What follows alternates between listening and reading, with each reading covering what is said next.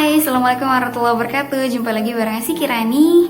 Dan hari ini Asi akan sedikit menyampaikan perihal foodborne disease. Foodborne disease itu apa sih? Foodborne disease itu adalah penyakit bawaan makanan. Apa sih pengertiannya? Jadi, foodborne disease ini adalah penyakit yang dihantarkan oleh makanan yang sudah terkontaminasi oleh mikroba seperti virus, kemudian bakteri, serta jamur. Dan yang kedua adalah penyebab dari foodborne disease. Penyebabnya apa aja sih? Biasanya penyebabnya disebabkan oleh industrialisasi, kemudian urbanisasi, kemudian juga perubahan populasi serta gaya hidup, serta pariwisata dan proses pengolahan makanan, juga pencemaran lingkungan serta kurangnya pengetahuan tentang foodborne disease itu sendiri. Kemudian selanjutnya, gimana sih makanan bisa terkontaminasi itu? Untuk yang pertama adalah mengolah makanan itu dengan tangan yang kotor. Jadi kalau misalkan kita mengolah makanan itu harus dicuci dulu teman-teman tangannya supaya bersih selalu gitu. Yang kedua adalah mengolah makanan sambil bermain dengan hewan peliharaan. Yang ketiga adalah menggunakan lap yang kotor. Kemudian selanjutnya adalah dapur yang kotor, kemudian peralatan dapurnya yang kotor juga gitu. Terus makan makanan yang udah jatuh.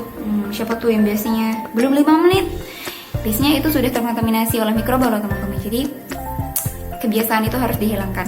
Selanjutnya adalah makanan dicuci dengan air kotor, juga pengolah makanan yang memiliki penyakit menular. Kan udah tahu lah ya.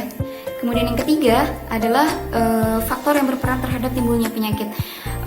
Jadi biasanya mikroba ini jika sudah ada pada makanan biasanya akan memproduksi toksin. Dan jika toksin ini tertelan oleh tubuh manusia, itu akan menyebabkan gejala-gejala patogennya.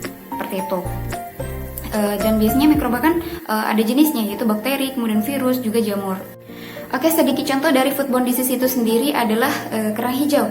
Kan tahu nggak sih kerang hijau yang biasa kita konsumsi di restoran-restoran seafood yang biasanya diolah menjadi kerang hijau saus tiram gitu ya, atau kerang hijau saus padang. Biasanya banyak banget gitu ya yang mengolah kerang hijau gitu.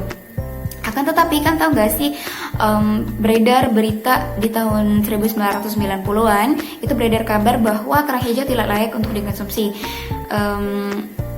karena seperti yang kita ketahui bahwa kerang hijau ini hidupnya menetap ya, jadi dia setia banget sama tempat tinggalnya, nggak pindah-pindah gitu.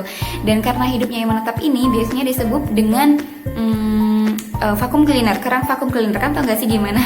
Jadi sebutan untuk kerang hijau vacuum cleaner ini itu karena dia bersifat filter feeder atau penyaring gitu.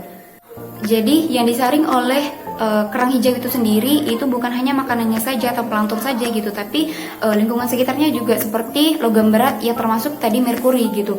Dan perairan-perairan di Indonesia itu biasanya kerang hijau itu banyak tercemar oleh logam berat gitu, seperti kadmium, kemudian timbal, ada juga tembaga gitu.